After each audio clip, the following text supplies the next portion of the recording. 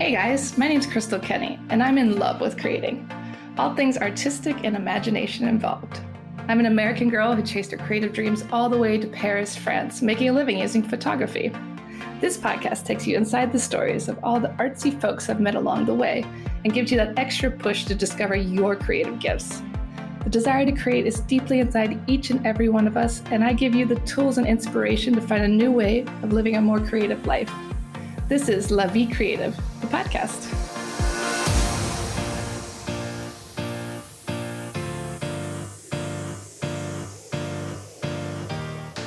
My guest today is a native Texan, but she's always had a love affair with France.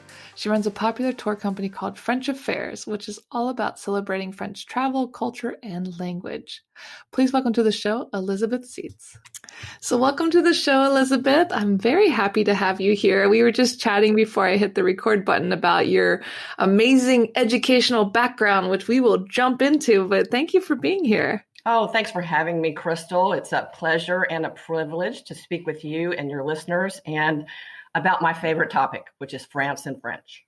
Yes, exactly. I think we share a common passion for France. I mean, also our listeners are all Francophiles, but I want to get back to the start of your life. I mean, you've always had a love affair with France, it seems like. Can you talk a little bit about what started this love affair? Well, I think it came on slowly but surely, but it was always there, as you note, and it was early on. My first memories of French were in Montessori school when I was 5 and 6 years old. And I still have a picture in my mind of the teacher holding up flashcards for our little language component of the day in French and having us repeat after her things and pictures of these images, la fleur for the flower, la maison for the house. And so there was a little bit of French going on there, and this idea that it was a language and another way of communicating, which I'm overreaching probably a little bit right now to say that that piqued my interest at an early age, but somewhere, somehow, there was something in there for me with French.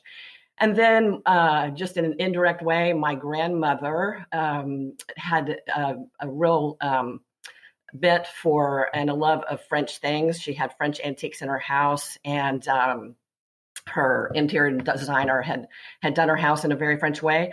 And for some reason, she wanted us, all her grandchildren, to call her grandmother in French. And she didn't particularly speak French, Crystal, so I don't know where that came from. I still need to ask my mom about that, but we called her grand-mère.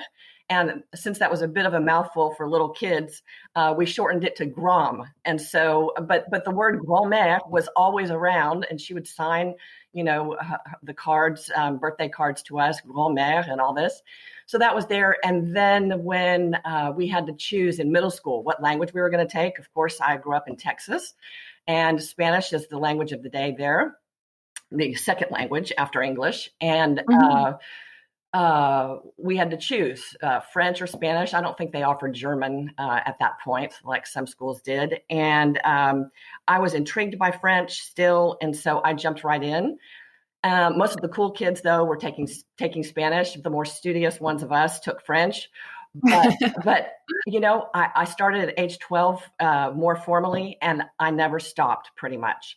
So you loved it. I just loved it. There's just something about the language. And then once you open the door with the language, you get all the culture.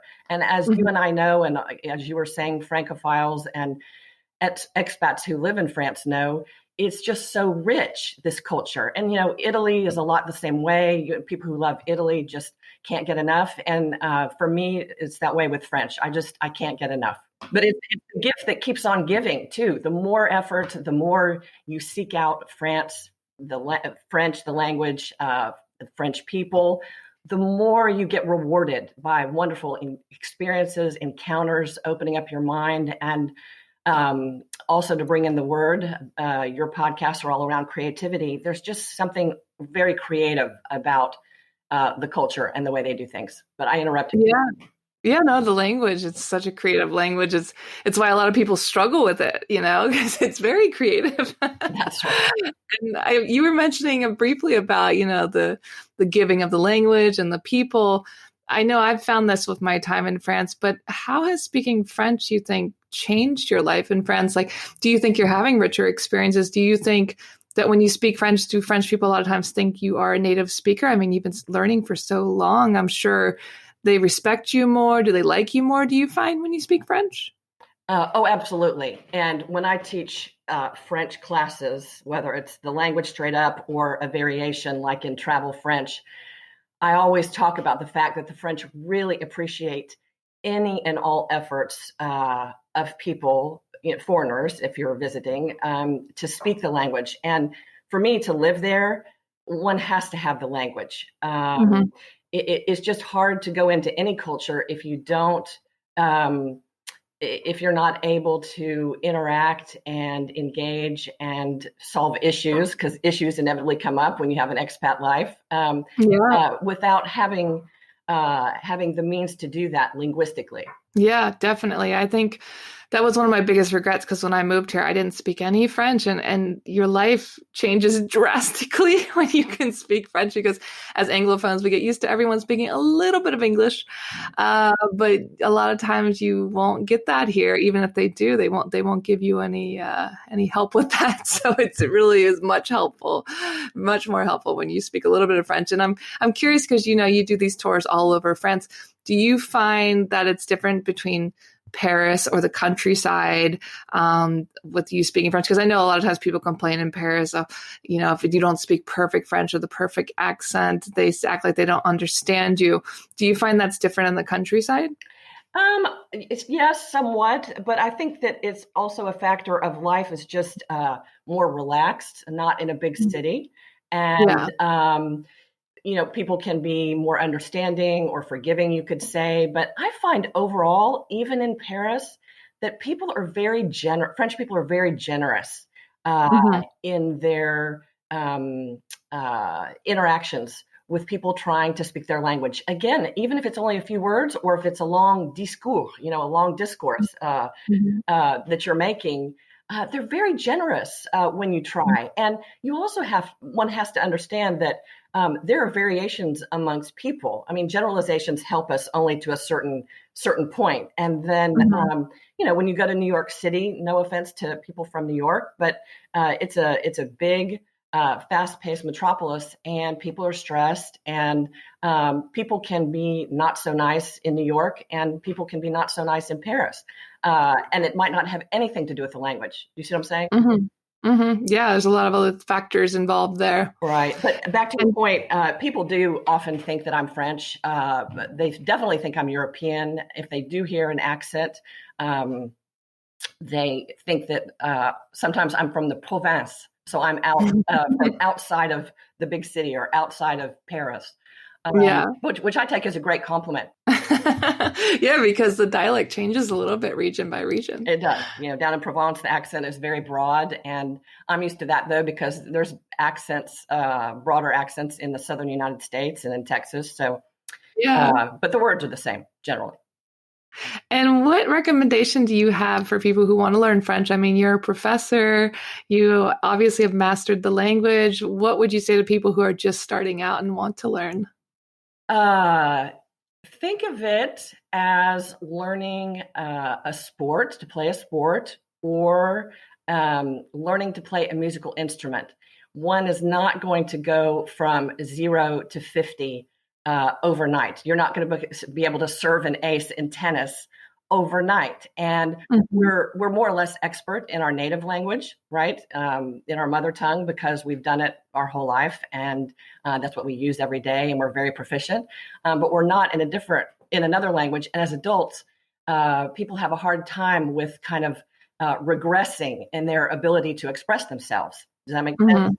And so one thing that helps in learning languages that's really key, also learning to play a sport or get better at a sport or play a musical instrument, and it's time.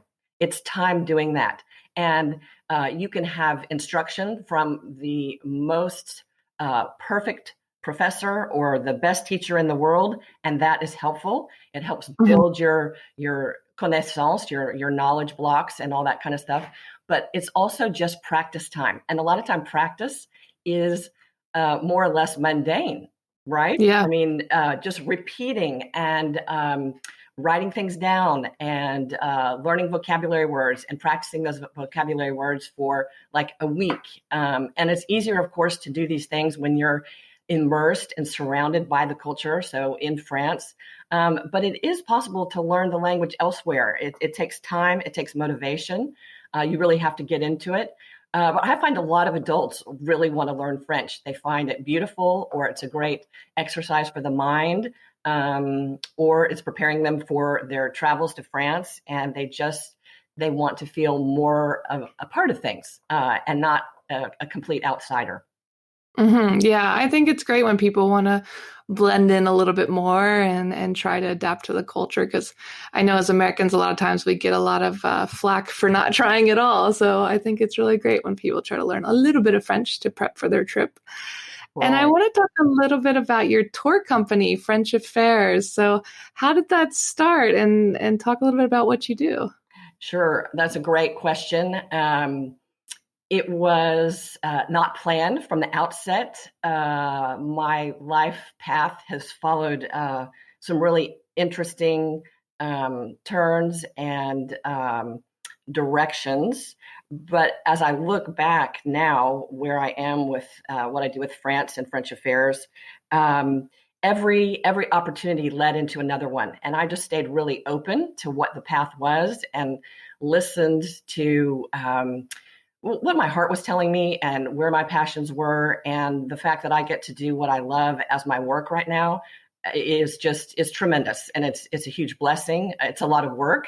And I worked hard to get here, but I realized what a great opportunity it is. And when I kept on with French in school, so back to where the French roots came from, I continued through high school, studied literature in high school, and then I went on to Vanderbilt University for my undergrad.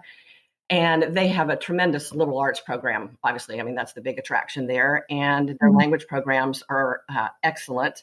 They're abroad programs, and as well as other humanities topics. And I thought I was going to be a math econ major. And it turned out that I ended up being pulled towards French history, art history. And I went abroad my sophomore spring to France and lived in Aix-en-Provence for a semester and studied and just had the time of my life. And I graduated then after having so many hours in French, and I got back to campus my junior year, and French was so easy, or so much easier, I should say, because it's always a journey, learning a Yeah, language. But even our own native language, you can always become better at expression, writing, speaking, everything. of So it course. was similar. And majored in French, did art history, minored in history. And then I thought, well, what am I going to do with that? So I worked after college for a catalog company and Horchow, Neiman Marcus, and just got some work experience, office experience there, and met some great people. And then I kept thinking, well, I'm going to get my MBA or what else do I really want to do? And a serendipitous meeting with one of my former French professors at Vanderbilt, we were in Dallas at the time, led to my going back to Vanderbilt and getting my master's in French. And when I got there, here was the catalyst, Crystal.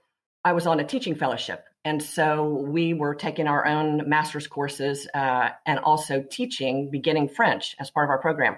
Well, I found that French and teaching were my two gifts, my two talents. And so Mm. I decided to stay on for my PhD. I wanted to teach college level and ended up getting my doctorate in French and applied linguistics, which is basically adult learning theory applied to foreign languages. So it's pedagogy and education applied to learning French. And so after that, I started teaching at the university level and directed the language program for beginner and intermediate there. And I had a team of master students that I was directing and teaching to become teachers, as well as teaching, French phonetics, French majors, beginning French myself. And had, I don't know, 300 or 400 students underneath, my program every semester.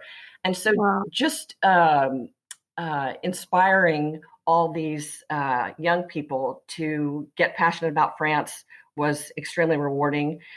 And some people didn't continue in French, but opening their eyes to a bigger world out there was, I consider that a job well done. And after several years, I loved the student part, but I found myself yearning for something more. Yeah. And so I worked in corporate America, still looking for what it was I wanted to do. And after several years at that, I ended up deciding to teach French and French culture on my own terms. And so I created French Affairs, where I basically cover all things French under the umbrella of French Affairs. I didn't want it to be about my name necessarily or my persona, but I wanted to keep the focus on France. And so now I do really excellent insider tours of France to regions all over the country, including Corsica off the coast. And Wow. I also host, and we really go deep. They're more insider tours. We meet owners of chateaus. We do special visits, culinary activities, as well as take in the history and some of the very not to miss things in a region, whether it's Normandy, Burgundy, Loire Valley, Provence, Southwest France. And it's funny, Crystal, a lot of people ask me, well, which of your trips is your favorite? And it's almost like saying, which of your children is your favorite? Because these trips tend to be years in the making. I put a lot of research and effort into them and a lot of experiential activity myself before I say, oh, this is the perfect work of art to show this group for a week what Normandy is all about, or what Southwest France and the Dordogne is all about. Yeah. Then an offshoot of these tours, which I have many repeat guests, which is such a compliment and affirmation that it's striking a chord with people because they just want to keep coming back and experiencing more and more France. Is helping people also when they want to travel on their own. I started a consulting part of my business where I help them create their own itinerary and their own experience, whether it's just an hour or two of sort of some direction and recommendations and help. Or sometimes people come to me and say, we want to go to France for 2 weeks and we want to go to these regions. Where else should we go? What should we not miss? And we want you to put the whole thing together. So it's like creating a private one of my tours just for the group. And then when people can't go to France, they don't have time or perhaps not the resources always to be in Europe all the time. I bring France to the US through events and classes and talks on cultures. Sometimes I have guest speakers. And so we have French things in the US as well. And that just also inspires people to turn right around and go back to France. So it's a good, wonderful circle of work and experience. Yeah, it sounds like your life just keeps circling back to France, and you're basically an ambassador, I feel like. Absolutely. And French people actually tell me that. And they thank me for what I'm doing for their country, which I consider a huge compliment. Because the French have very high standards, as I'm sure you know after living there. Oh, for sure. They don't give a compliment unless they mean it. What's that? They don't give a compliment unless they mean it. Absolutely. Absolutely. There's no free compliments in this country. And so what's the craziest experience you've had? I mean, you've done all the regions, you've taken all kinds of groups. And is there anything that really stands out in your mind as like a weird or strange or fun, like the best experience? Tell us about your craziest experience in France. Oh, we could go on and on about crazy experiences and things that didn't go as planned or whatever. But I don't know why, when you just asked me that, one thing that came to mind, my husband and I have had a house in the French countryside outside of Paris near Fontainebleau. And when we first arrived there several years ago, we were trying the various restaurants in the neighborhood. And we love, one of our rhythms in France is to have a big lunch. And whether it's on a weekend or during the week on a slower day that we're not working or whatever, and go have a big lunch and then have a light dinner, cheese and baguette for dinner or something like that. And it's just such a cultural experience to go out and dine. Yeah. À la française, and it doesn't have to be a super gourmet restaurant. A lot of times we just love real, authentic, well-cooked, homemade French cuisine. And we go to this little inn that's in the market town near where we were, and there was a huge long wait. For some reason on that day of the week, several other restaurants in town were closed, so there wasn't a lot of choice. And we thought, a lot of people means it must be, fairly decent. But it was just pretty basic. So we didn't have too high of expectations. Well, after waiting forever and the the server, the woman running the place, making excuses for how long everyone was waiting, we sat down and we ordered, and we had a starter, and we always have an apéritif and all this. And my husband ordered, I think, beef bourguignon or something very classic, and a steak frite, I think. And I was just in the mood for something lighter. They had the French version of like a grilled chicken salad, grilled chicken on it, and a nice salad. And the French always do salads very well. And so I thought, great. So we had the starter that came right out. Well, then, 30 minutes went by, 45 minutes went by, and an hour, and finally an hour and a half later, here comes my husband's steak, and it was fine for him. But picture this, in France, here was my salad, and there was lettuce, and it was just okay on the bottom, and there was even some quail's eggs in there. French, can accent a salad or a starter with quail's eggs or hard-boiled eggs, as you know. And the grilled chicken was chicken nuggets, pre-frozen chicken nuggets. I think I took one bite and I said, "You need to finish your steak, and then we're just going to leave." And it took an hour and a half to get that. And it took an hour and a half to get that. And I will never forget the picture of that salad in my mind. I don't think I took an actual photo of it as what not to order in France, but I love quail eggs and chicken nuggets. That's so what a contrast. It was wild. I feel like that's more likely to happen in America. Like it's a French restaurant in America trying to do French cuisine, and there's some chicken nuggets and a quail egg.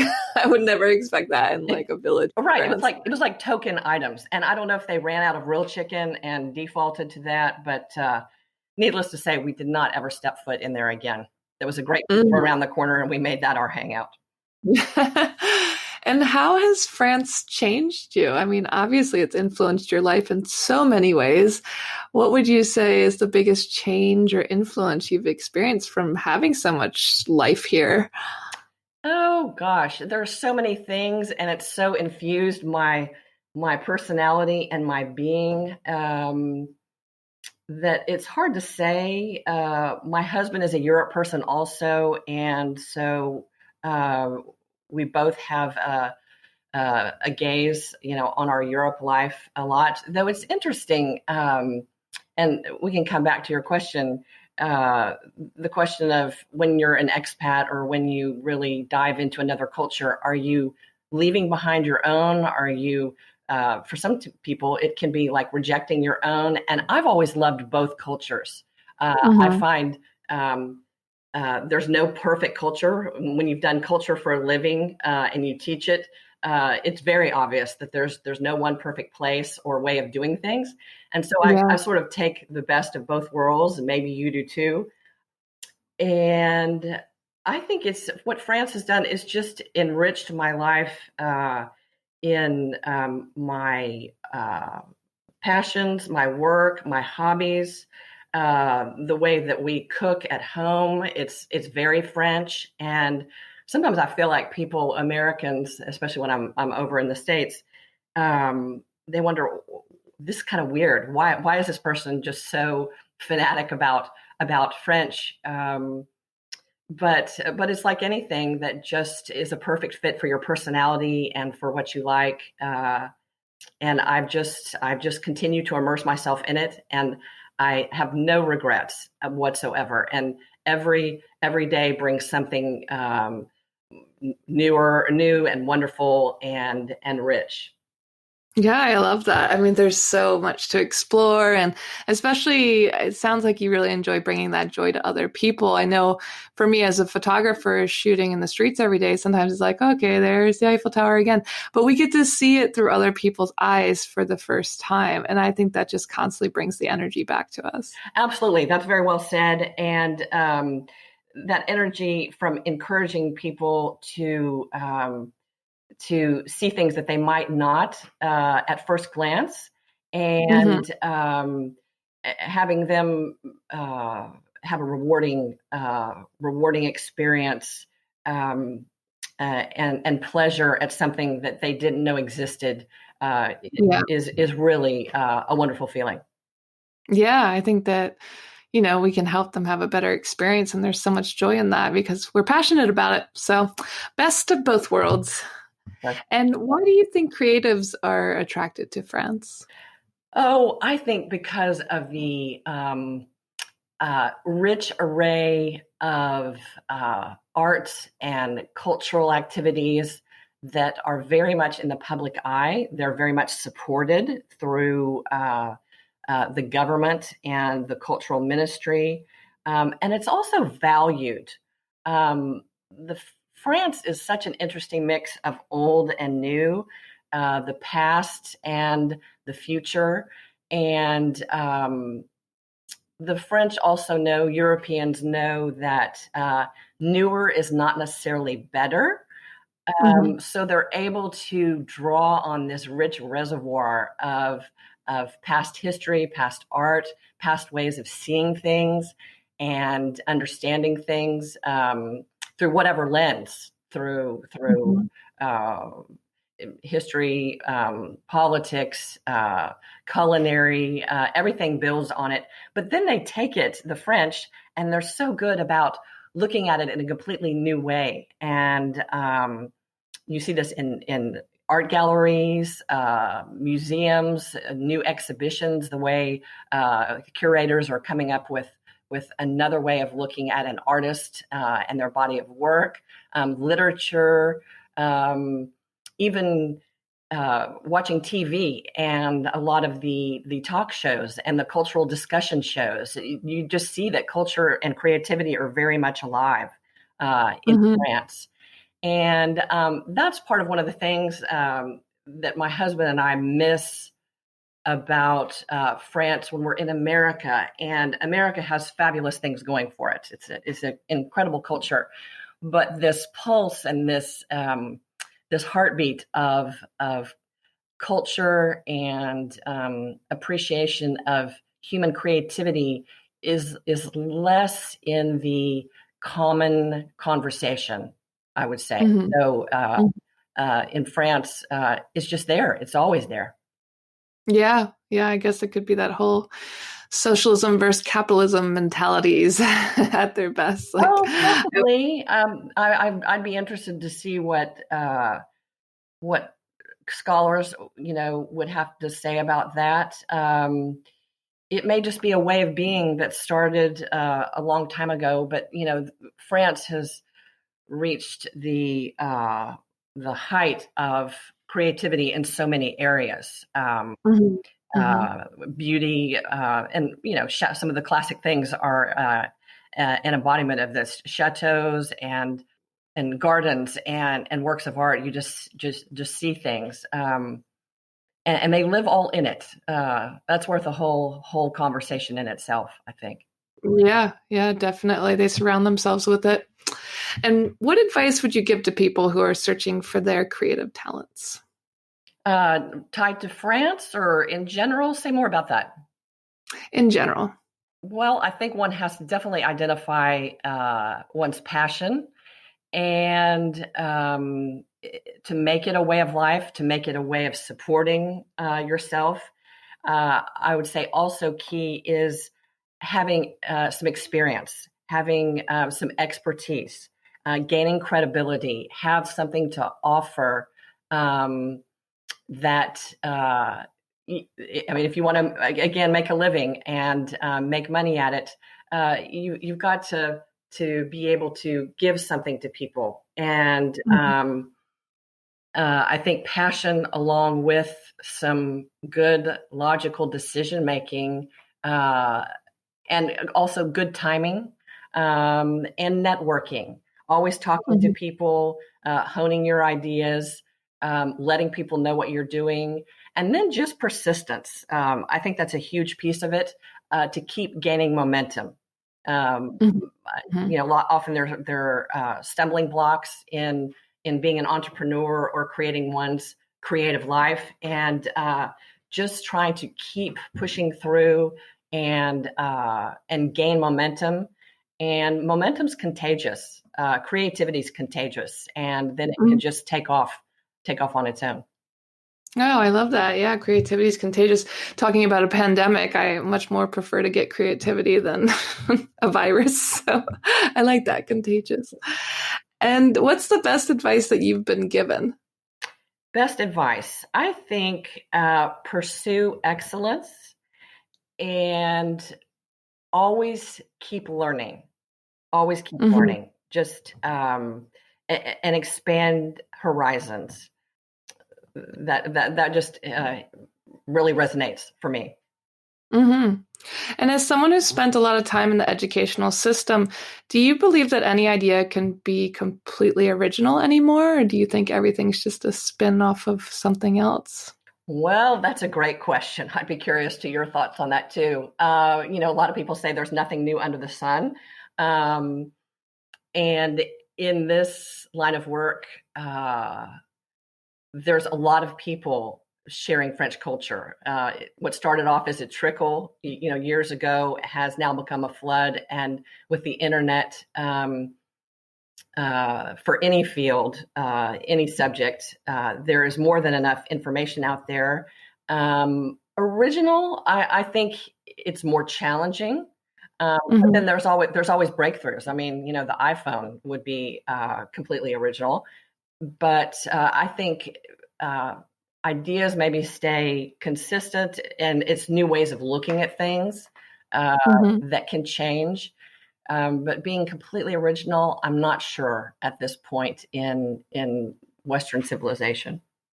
Yeah, I feel that a lot of us, we're kind of imprinting ourselves on an idea, which in turn makes it original because, you're putting your spin on it and no one can be you, which is kind of, what all the life coaches are saying out there.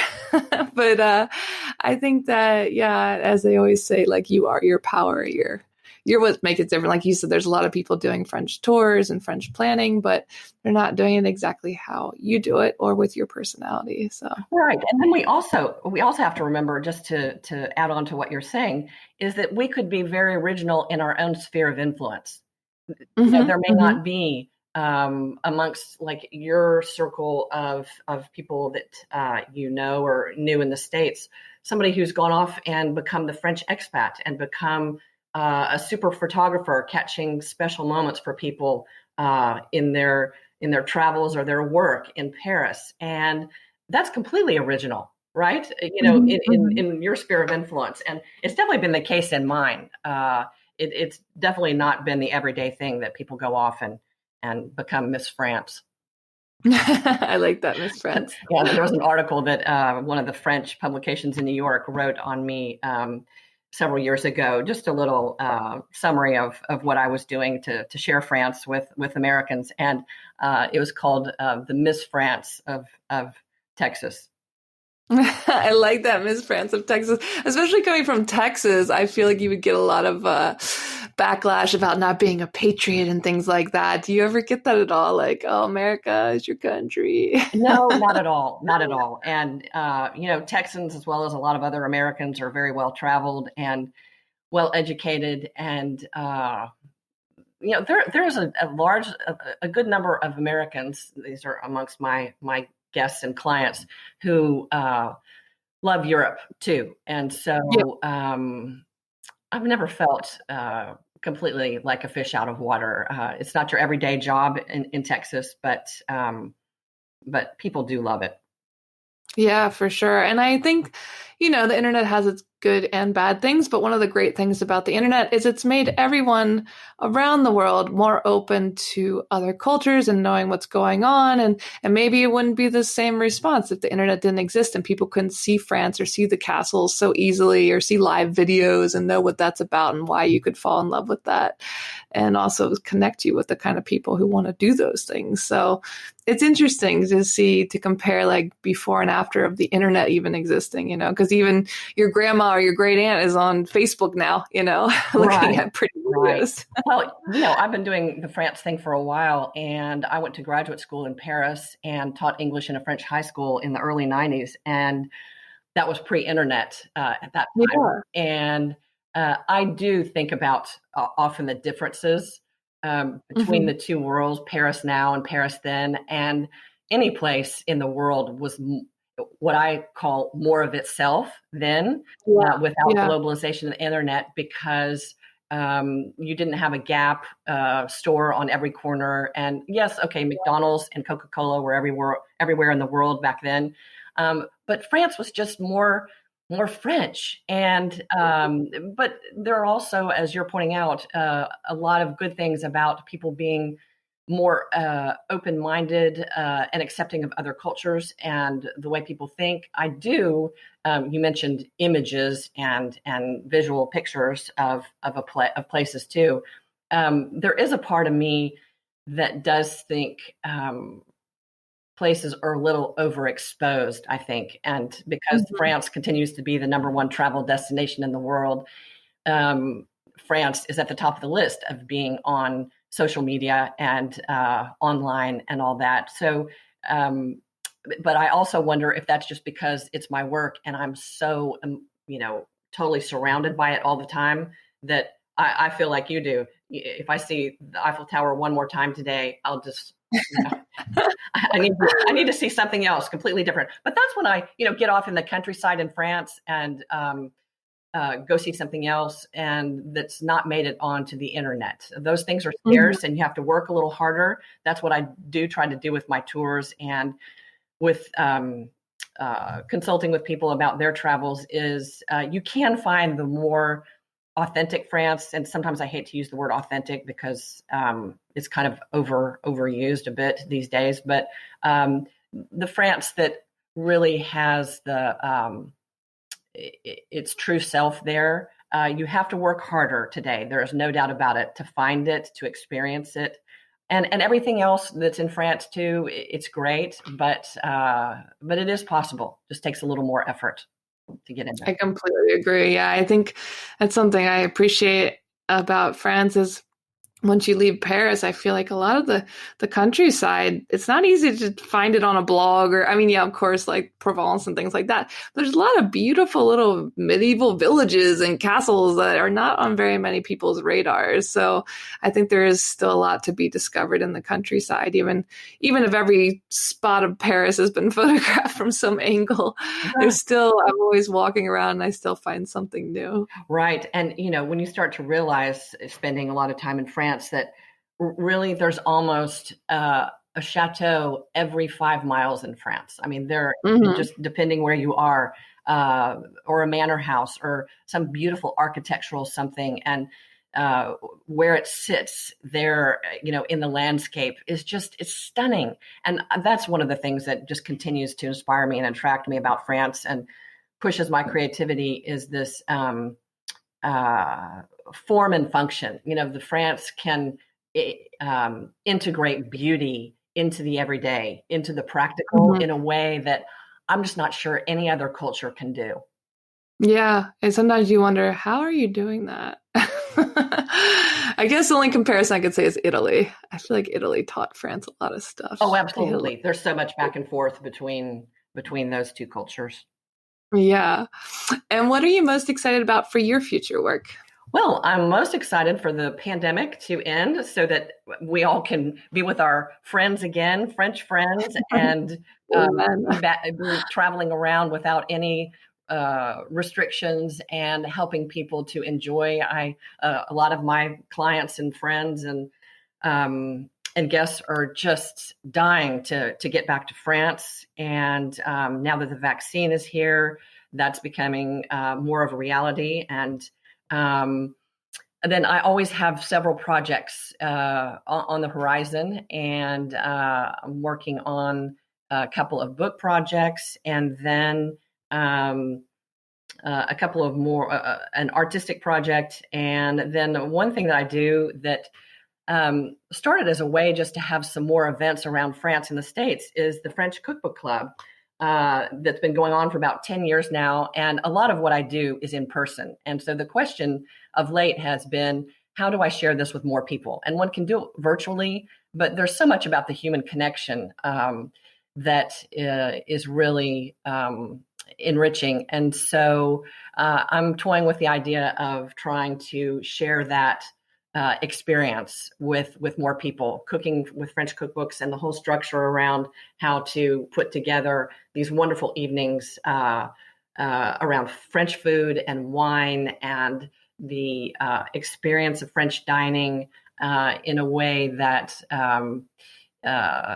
is a bit of France when you're not in France. I love that. That's a great idea because people want that, and not everyone could just jump on a plane and go to France. So great idea. And where can listeners connect with you online? Absolutely. They can find a lot of what I do at our website, www.frenchaffairs.com. And I'll have to say that it's affairs spelled the French way. So it's French and then AFFAIRES.com, little touch there of the French word. And then we're on social media on Facebook and Instagram. And just encourage anyone to reach out and come and attend one of our virtual events just to dip their toe into what we're doing, or just send a question or a query via our contact page. And we'd love to hear from you. We've built a great France-loving community. And my philosophy is the more the merrier, and the more France that we can put out there and share, the better. I think that's perfect. And we'll make sure to put all of that in the show notes as well. And thank you so much for speaking with me today, Elizabeth. Thank you, Crystal. This has just been a tremendous moment to talk about one of my favorite thing. Well, hopefully we can do it in person soon. Would love that. We'll have a glass of champagne and toast the return to normal, hopefully. Thanks so much for tuning in to La Vie Creative. You can find more information on MissParisPhoto.com. And if you enjoyed this show, please feel free to share and spread the word for all my creative guests. We have the power to help them to keep doing what they love. See you next time.